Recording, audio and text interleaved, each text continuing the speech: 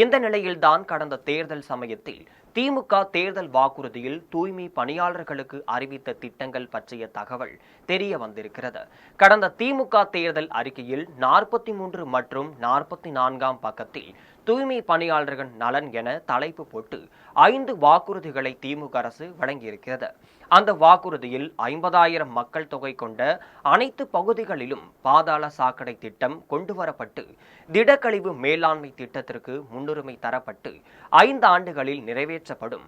இதன் மூலம் தூய்மை பணியாளர்களுக்கு விடுதலை கிடைக்கும் என்றும் சொல்லியிருக்கிறார். வாரம் ஒரு நாள் அனைத்து தூய்மை பணியாளர்களுக்கும் விடுமுறை தரப்படும்.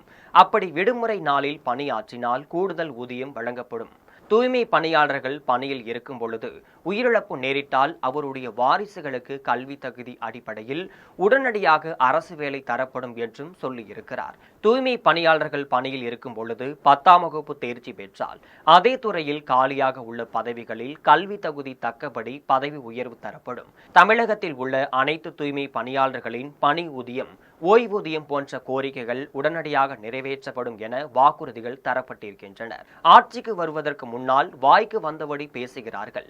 ஆட்சிக்கு வந்த பிறகு எல்லாவற்றையும் மறைக்கவும் செய்கிறார்கள், மறக்கவும் செய்கிறார்கள்.